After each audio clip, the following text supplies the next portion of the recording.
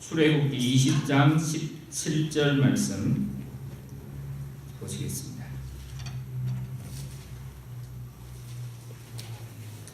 출애굽기 20장 17절 말씀입니다.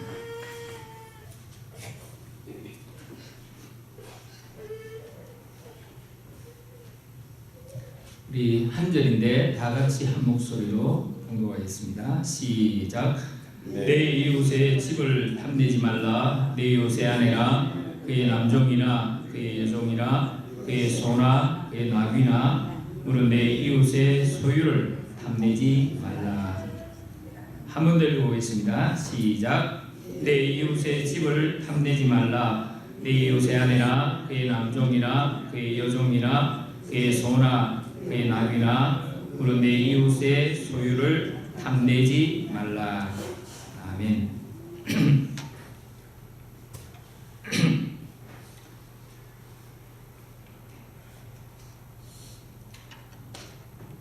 예, 오늘은 십계명 제 10번째 계명 탐내지 말라라는 이 계명에 대해서 우리가 말씀을 묵상하겠습니다. 십계명의 마지막 계명입니다.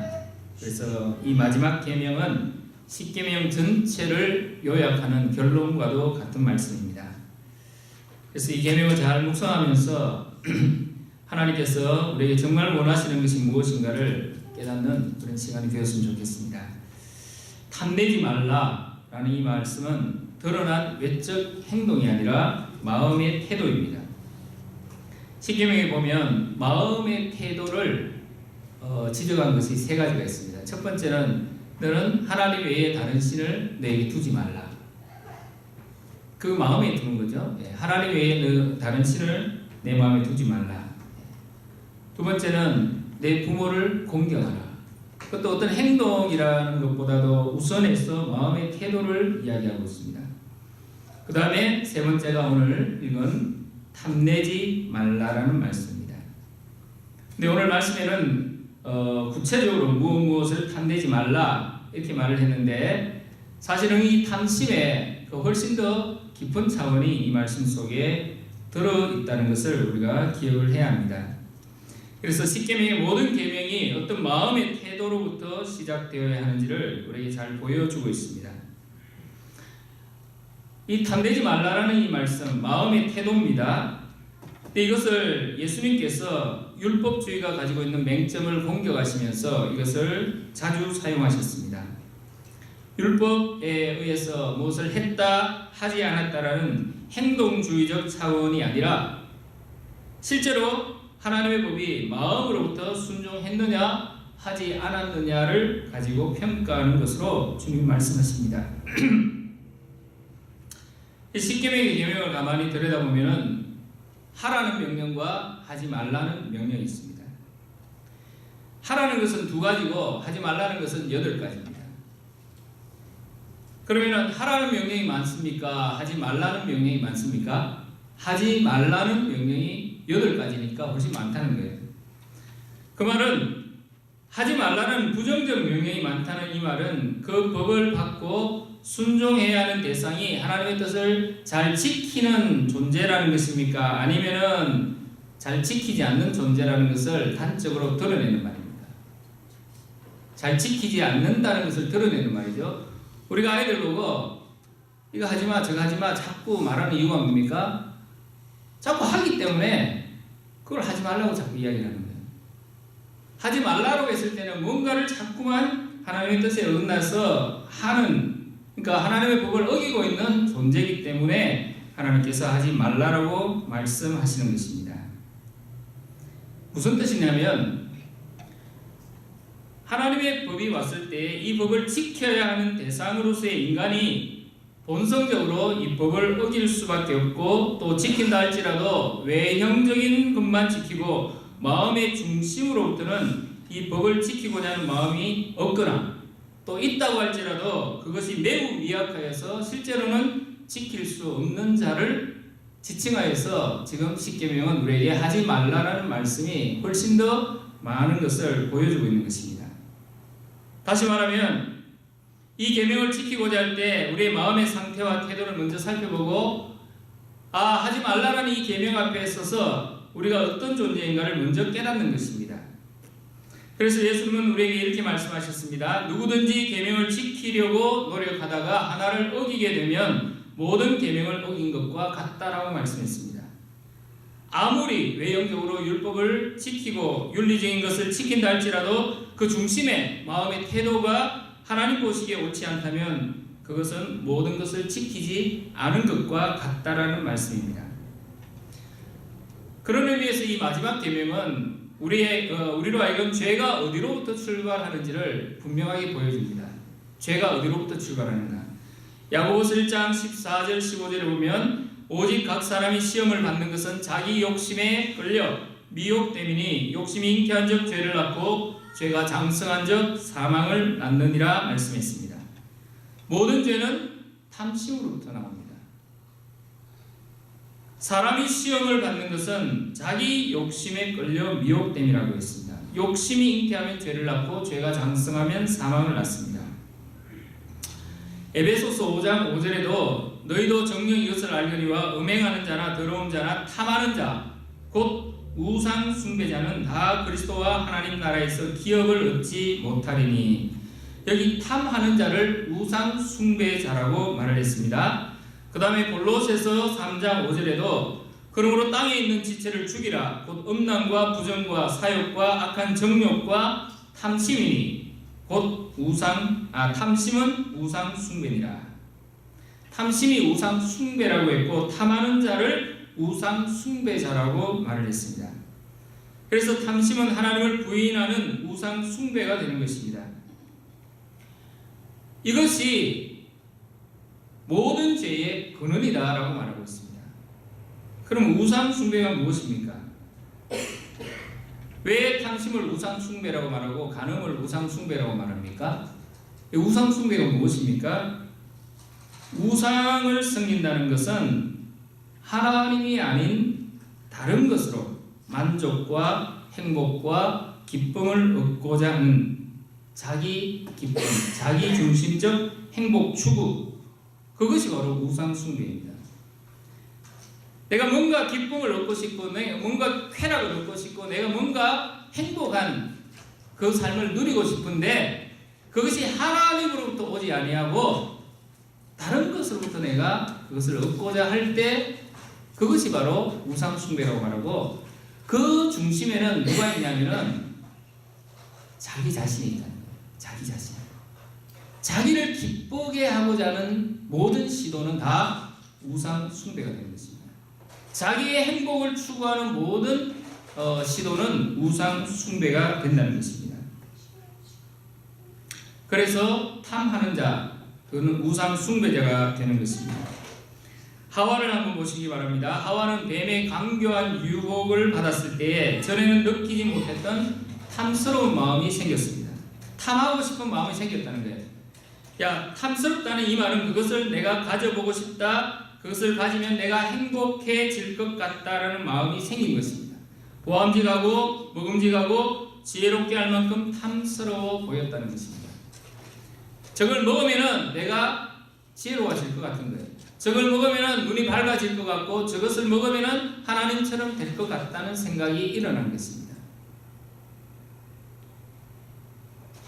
여러분, 여기 탐심의 이면에 탐스러웠다라는 이면 속에는 무엇이냐면은 저것을 먹으면 내가 기뻐질 것 같다, 저것을 하면 내가 행복해질 것 같다라는 행복을 추구하는 마음이 있다는 거예요. 미국의 이 헌법에 이 행복 추구라는 것이 각 나라 헌법마다 다 있습니다. 근데 특히 미국의 헌법에 있습니다. 행복 추구. 근데 이 행복 추구를 우리가 잘 이해를 해야 되는데, 행복이라는 단어는 헬라어 단어는 유다이모니아라는 단어입니다. 유다이모니아. 근데 이 유라는 말은 좋은, 좋다 이런 뜻이고, 다이모니아라는 말은 귀신이라는 말입니다. 그러니까 붙이면은 좋은 귀신, 행복 귀신, 이게 유다이모니아입니다. 행복. 그러니까 유다이모니아라는 이 행복이라는 말은 좋은 귀신이라는 거예요. 행복이라는 귀신이라는 뜻입니다. 근데 사실 우리에게 이런 마음이 일어날 때가 얼마나 많은지 모릅니다. 가난한 사람은 부자를 보면서 나도 돈이 많으면 행복할 것 같다 라고 생각합니다. 몸이 약한 사람은 건강한 사람을 보면서 나도 몸이 건강하면 행복할 것 같다 라고 생각합니다. 권력이 없는 사람은 권력이 있는 사람을 보면 나도 저런 권력이 있으면 행복할 것 같다 라고 생각합니다. 지식이 없는 사람은 지식이 많은 사람을 보면서 나도 저런 지식이 있으면 행복할 것 같다라고 말을 합니다. 부자는 더 큰 부자를 향한 마음이 있습니다. 실제로 록펠러에게 질문을 했습니다. 당신은 얼마나 돈이 많으면 좋겠습니까? 그의 대답이 지금보다 조금만 더 많았으면 좋겠습니다. 그렇습니다. 사람의 욕심은 끝이 없습니다. 그것이 정답입니다. 욕심이 죄를 낳고 죄가 사망을 낳는 것입니다. 근데 우리가 살아가는 시대는 끊임없이 욕심을 부추기는 시대입니다. 빚을 내서라도 자기 욕심을 채우라고 말하는 시대입니다. 여러분, 저것을 따서 먹어서라도 너의 기쁨을 만족시키라는 거예요. 선악과를 따서 먹어서라도 네 기쁨을, 네가 정말 저걸 따먹으면 지혜로워질 것 같다는 생각을 충족시키라고 말을 하고 있는 것입니다. 근데 이것은 거짓말입니다. 거짓의 아비 마귀가 하와를 향해 말했던 그 거짓말을 오늘날 우리는 다시 듣고 있는 것입니다. 그것에 속지 말라는 것입니다. 지난 수요일날 저희가 그 다큐멘터리 하나를 보았습니다. 근데 어떤 사람은 명품을 입어야 돼요. 명품을.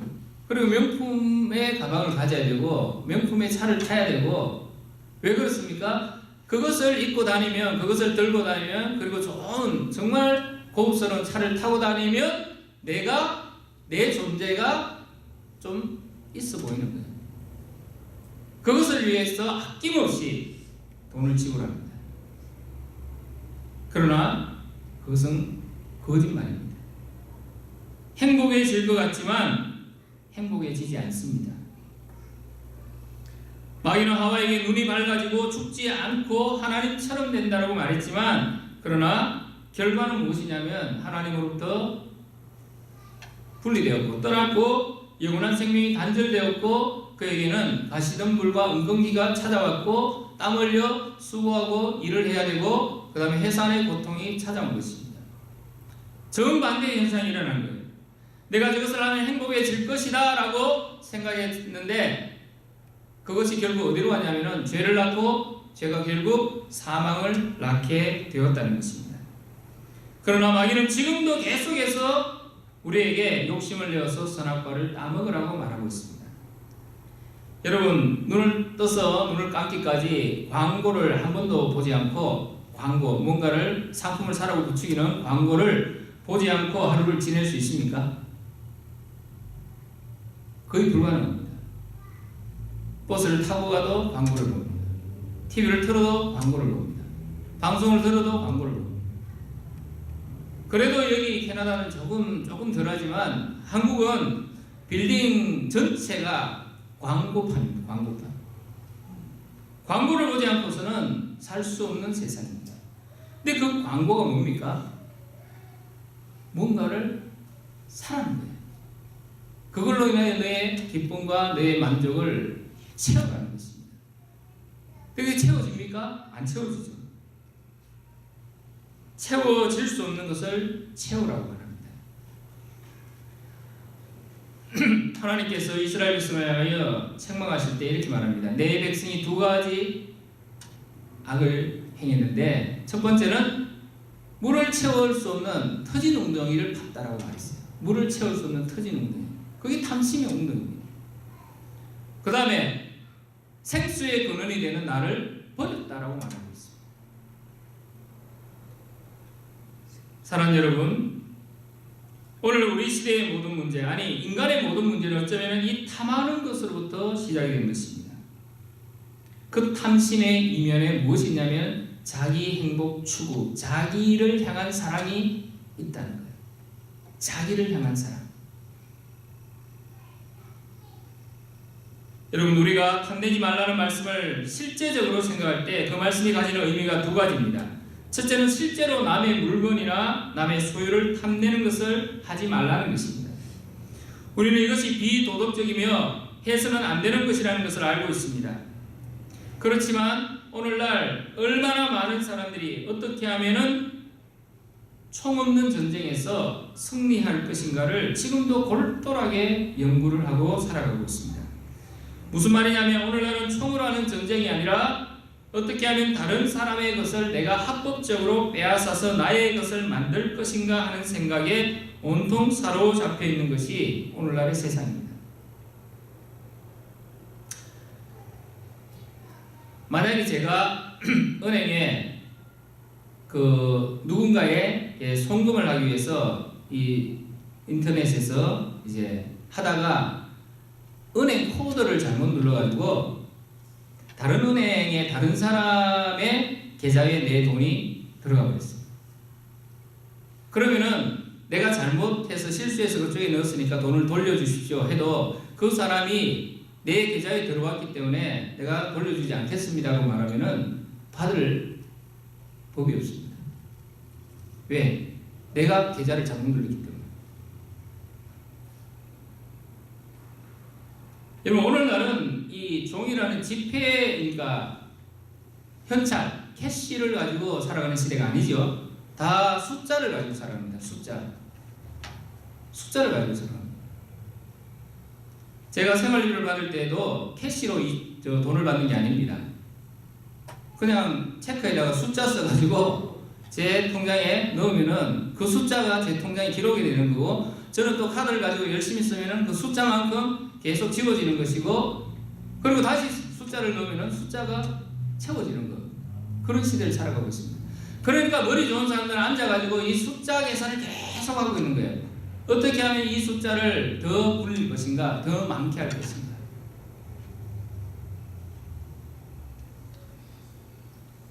이 어르신들이라 가지고 그 구체적인 사례들을 제가 말하기는 좀 힘들 것 같고, 예를 들면 이런 것입니다. 돈이 하나도 없는데 나라에서 담보로 나라가 책임을 지고 채권, 국채를 발행합니다. 국채를 중앙은행에서 만약에 1억을 발행했다. 그럼 1억을 은행이 일반 은행이 빌려와요. 일반 은행이 그걸 가져옵니다. 그래서 일반 은행은 자기가 현금을 지불할 가장 미니멈 액수만 남기고 또 소비자들에게, 사람들에게 돈을 빌려줘요. 그 이자를 받는 거죠. 계속해서 그렇게 나가면은 실제 돈은 1억이 발행됐지만 시중에 돌고 있는 돈은 얼마냐면은 10억도 넘게 돌고 있는 셈이 된다는 거예요. 그렇게 해서 이자가 붙게 됩니다. 얼마 전에 몇 년 전에 미국 월스트리트가에서 세계에서 머리가 가장 똑똑한 사람들이 돈놀이를 하다가 그것이 전 세계 금융 위기로 한번 옮겨간 적이 있습니다. 무엇입니까? 그것은 오늘날 수많은 사람들이 탐욕으로 인하여서 어떻게 하면 합법적으로 남의 것을 내 주머니에 넣을까를 지금 고민하고 생각하면서 난 결과가 결국은 모든 사람이 다 피해를 보게 되는 결과로 가는 것입니다. 탐욕의 결과입니다. 탐욕의 발버둥입니다. 근데 이것이 어디로부터 시작되냐면 마음으로부터 시작된다고 말하고 있습니다. 마음으로부터 시작된 탐욕. 왜 이런 현상이 일어나는 것입니까? 그것은 자기의 행복을 추구하기 때문입니다. 자기 행복이라는 것은 나의 만족, 나의 기쁨, 나의 쾌락, 이런 것을 추구하면서 사람들은 결국은 탐심이 극대화되어가는 그 죄를 짓게 되는 것입니다.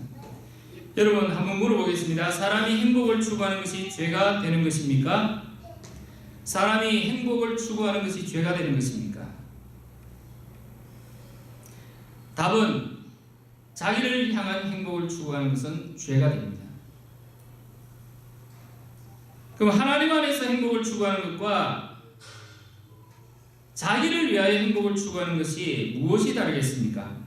하나님 안에서 행복을 추구한다는 것은 내 삶의 주인이 내가 아니고 하나님이심을 진실로 고백하는 것입니다. 그래서 하나님 안에서 행복을 추구한다는 이 말은 사실은 정확한 표현은 아닙니다. 하나님 안에서 우리가 추구해야 되는 것은 무엇이냐면은 영광을 추구해야 됩니다. 하나님의 영광을 바라보아야 되고 하나님께서 내게 주실 그 영광을 사모해야 되고, 그래서 우리는 하나님 안에서 그 영광의 교제를 누리며 살아가도록 하나님께서 우리를 부르신 것입니다. 그것이 인생을 지으신 목적이고 우리의 삶의 최종 결론입니다. 그러나 자기가 자기의 행복을 추구하는 것은 죄가 되는데, 그것은 결국 우리로 하여금 하나님이 아닌 다른 것으로 인하여 기뻐하게 하고 하나님을 떠나게 하는 결과를 가져오기 때문에 그것은 죄가 된다고 말하고 있습니다. 사랑 여러분, 왜 탐내지 말아야 합니까? 그 해답은 윤리적인 데 있지 않습니다. 내가 누구의 물건을 훔쳤다, 훔치지 않았다, 이런 차원이 아니라는 거예요. 탐내지 말아야 하는 이유는 신앙적인 데 있습니다. 다시 말하여 하나님을 내 삶에 부족함이 없는 완전하신 주인으로, 또 하나님을 내 생명의 주관자로 고백하지 않는 그것으로부터 탐심은 출발하게 됩니다. 여러분, 주라는 이 말은 무슨 뜻입니까? 주인이란 말이죠. 주인. 그러면은 그분의 말에 내가 100% 순종해야 하는데 그렇지 않다는 거예요.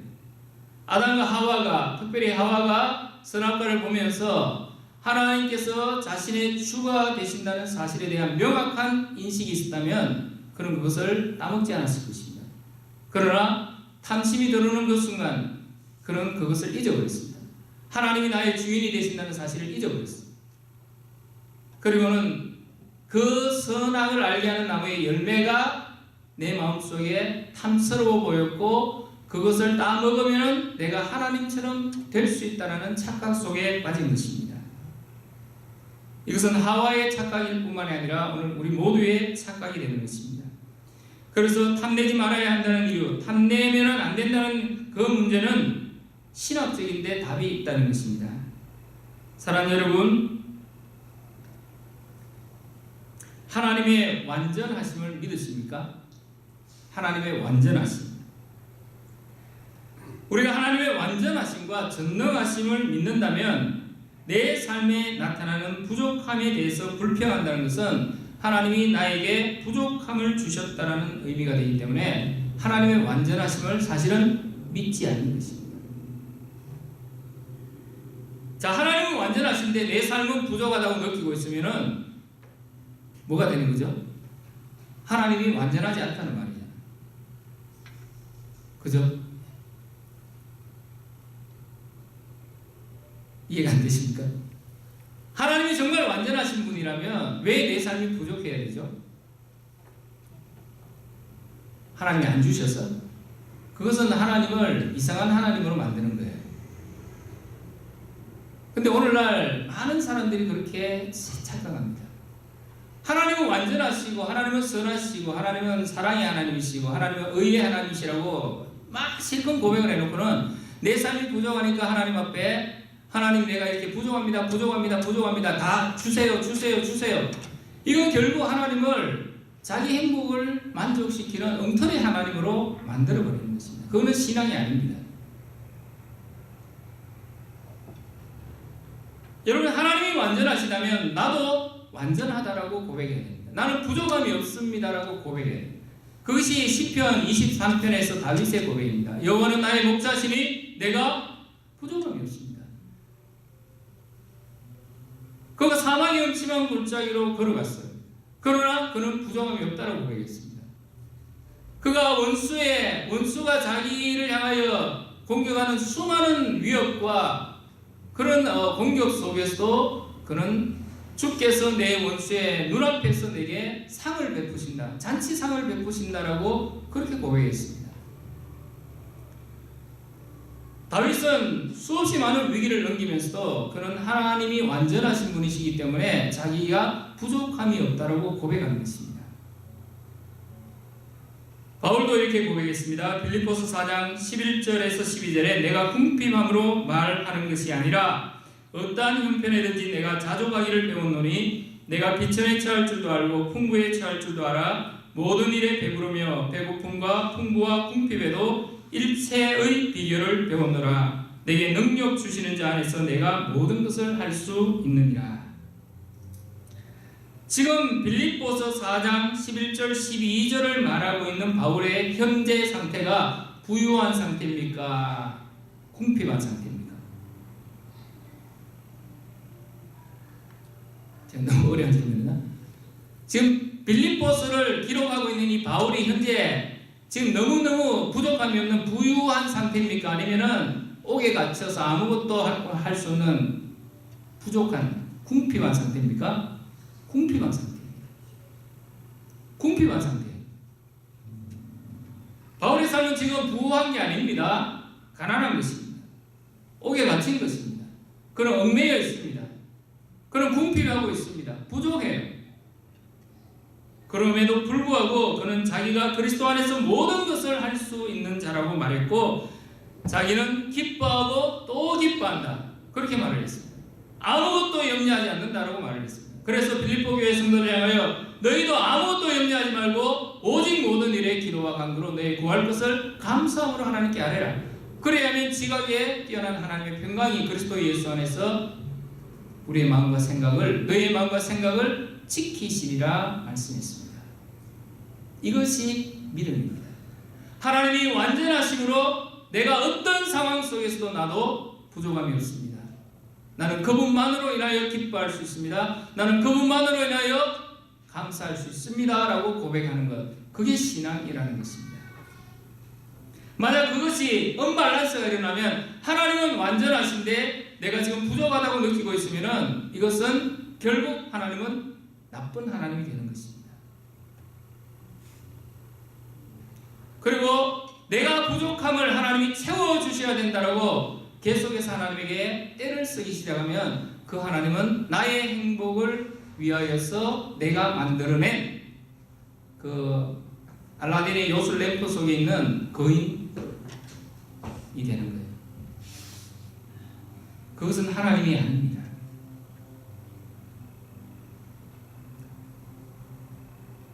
탐심은 어디서 오는 것입니까? 내가 탐내는 것으로 인해서 기쁨이 올 것 같고 행복이 올 것 같다는 마음입니다. 또 내가 부족하고 결핍하고 있다고 느끼는 마음으로부터 탐심은 찾아오는 것입니다. 그러므로 탐심은 실제의 문제가 아니라 마음의 문제입니다. 그리고 그 마음의 태도의 중심에는 하나님의 완전하심, 하나님의 부족함이 없는 은혜에 대한 인간 스스로의 불신이 자리 잡고 있는 것입니다.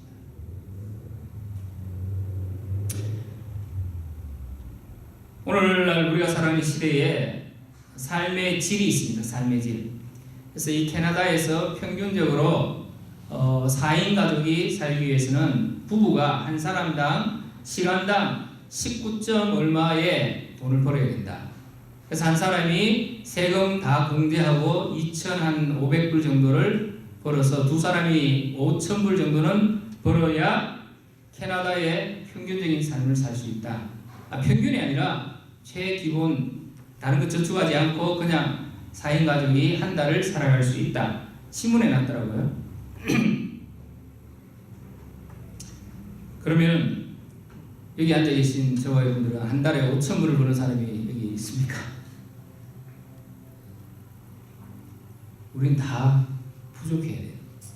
그렇게 느끼고 그래서 하나님을 향하여 우리는 하나님 왜 나를 이렇게 부족하게 하십니까? 당신은 참 나쁘신 하나님이십니다. 나를 채워주세요. 이렇게 말해야 될 것입니다. 그래서 상대적인 것이라는 사실을 우리가 기억해야 합니다. 전 세계에는 하루에 1불을 벌지 못하고 하루에 1불을 가지지 못한 채로 살아가는 사람들이 엄청나게 많았습니다. 과연 우리가 무엇이 부족할까요? 저는 밥 먹을 때마다 이런 생각을 해봅니다. 정말 내가 이렇게 잘 먹어도 되나? 잘 먹어도 되나? 정말 잘 먹습니다. 필요한 야채 다 먹죠? 고기 먹죠? 안 먹죠? 과일 먹죠? 그런데도 우리는 부족하다는 느낌. 그것은 불신앙입니다. 하나님의 완전하심과 하나님의 부족함이 없는 은혜에 대한 인간 스스로의 불신앙, 그것이 탐심의 밑바닥에 자리 잡고 있는 것입니다. 목사들 세계에서도 그렇습니다.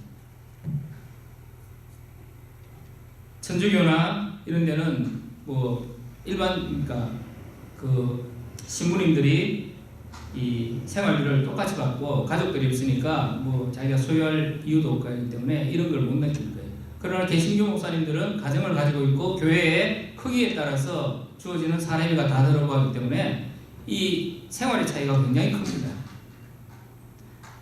그러면 자주자주 목사님들 세계에서도 묻는 거예요. 김 목사는 얼마 받나?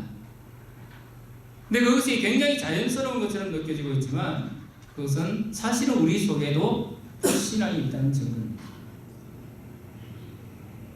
하나님의 완전하심에 대한 불신앙이라는 거예요. 바울은 디모데에게 이렇게 권면합니다. 디모데전서, 이것은 한번 찾아보았으면 좋겠습니다. 디모데전서 6장 17절에서 19절 말씀.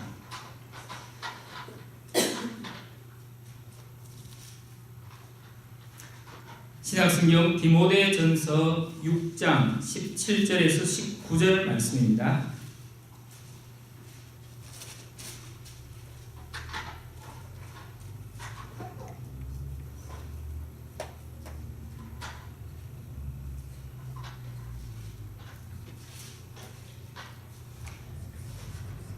같이 읽겠습니다. 디모데전서 6장 17절에서 19절. 시작.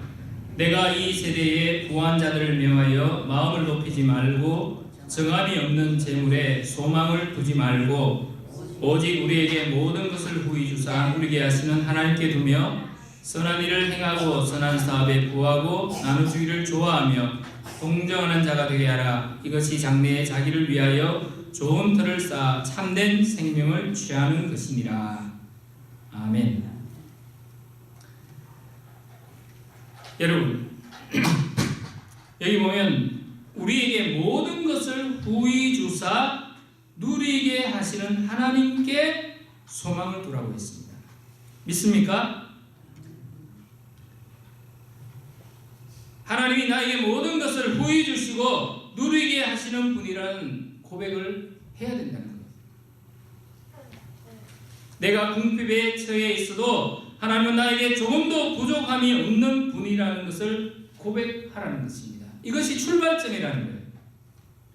이것은 곧 하나님의 하나님 되심에 대한 인간의 신앙의 고백입니다. 하나님의 주 되심에 대한 인간의 전적 순종입니다. 하나님이 이스라엘 백성들을 적과 꿀이 흐르는 가나안 땅에 들어가게 해 주시겠다고 말씀하시고는 물도 없는 광야로 인도하셨습니다. 그러고는 광야의 40년을 고생하며 살도록 이끄셨습니다. 그럼에도 불구하고 하나님께서는 이렇게 말씀하시는 거예요. 내가 너희를 광야로 이끈 것은 사람이 떡으로 사는 게 아니라 하나님의 입에서 나오는 말씀으로 사는 줄 알게 하려 함이고 너희가 내 말을 듣고 순종하나 순종하지 않나를 보려 함이고 너희가 이 땅을 광야를 지나가면서 너희의 신발이 헤어지지 않았고 너희의 옷이 헤어지지 않았고 40년을 지날 수 있었다는 것을 보여주시기 위함이었다라고 그렇게 말씀하고 있습니다. 그러니까 광야에서도 하나님은 부족함이 없는 완전하신 하나님이시라는 것을 고백하라는 것입니다. 결국 이 10계명의 마지막 계명, 무엇을 탐내지 말라는 이 계명은 어디로 우리의 신앙을 끌고 가냐면 하나님은 완전하신 하나님, 하나님은 애굽 땅 종되었던 곳에서 이스라엘을 인도하여 내신 부족함이 없으신 하나님, 전능하신 하나님, 창조의 하나님, 구원의 하나님, 그 하나님이 바로 나의 하나님이십니다 라고 고백하도록 하나님께서 이스라엘 백성들에게 이 계명을 주신 것입니다. 그러므로 저와 여러분들은 하나님을 향하여 여호와는 나의 목자이시니 내게 부족함이 없습니다라고 고백하고 있는지 물어보셔야 합니다. 탐내지 말라, 무엇을 탐내지 말라, 탐내지 말라, 탐내지 말라, 이 말만 계속해서 되풀이하다 보면 결국 내가 이것을 했다 안 했다라는 윤리적 차원으로 신앙은 떨어지게 되어 있습니다.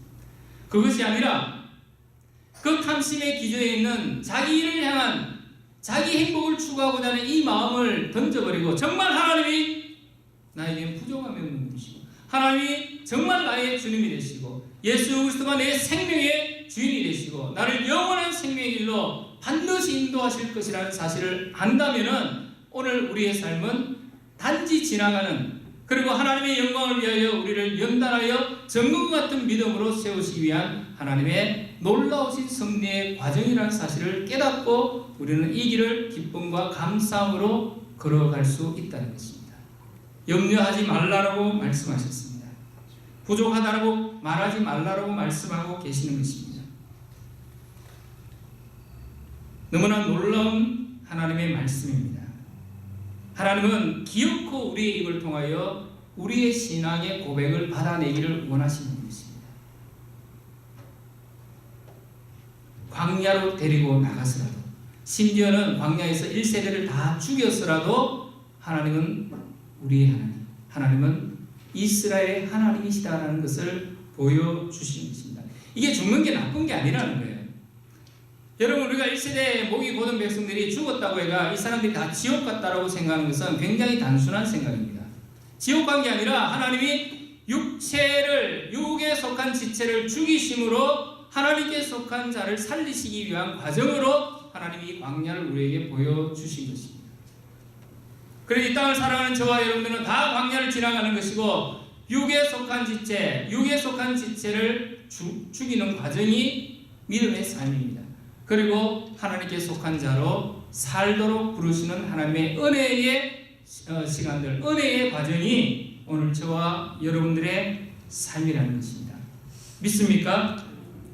그렇다면 오늘 우리는 우리 시대의 정신이 부추기고 있는 탐욕의 마음을 버리고 오직 하나님 한 분으로 인하여 나는 부족함이 없다라고 고백하며 우리의 소망을 오직 하나님께 두고 선한 일을 행하고 선한 사업에 부하고 나눠주기를 좋아하며 동정하는 자가 되어 우리의 참된 생명을 취하는 자들이 되기를 주님의 이름으로 축복합니다. 같이 기도하겠습니다.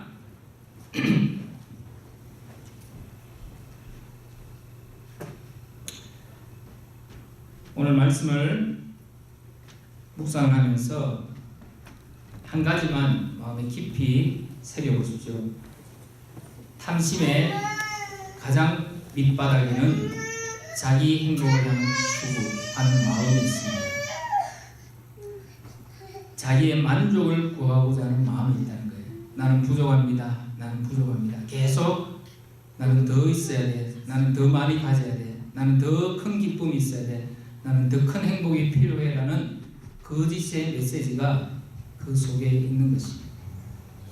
그러나 하나님께서 오늘 우리를 부르실 때 하나님은 우리에게 나는 너를 애굽 땅 종되었던 곳에서 인도하여 낸 너의 하나님 여호와라고 말합니다. 하나님 부족함이 없으신 분이십니다. 하나님 완전하신 분이십니다. 그것을 정말 고백할 수 있는지 자기에게 이 시간 물어봐야 됩니다. 하나님 내게 있어서 지금 이 순간 나는 부족함이 없습니다라고 고백이 되어지지 않는다면 우리 신앙은 방향을 잘못 잡은 것입니다. 근데 정말 정직하게 하나님 나는 부족함이 없습니다라고 고백할 수 있다면 우리는 바로 그 하나님으로 인하여 살아가는 하나님의 자녀라는 사실을 확인하게 될 것입니다. 이 시간 우리 다시 한번 이 질문 가지고 기도하는 시간 잠시 가지겠습니다. 다 같이 기도하겠습니다.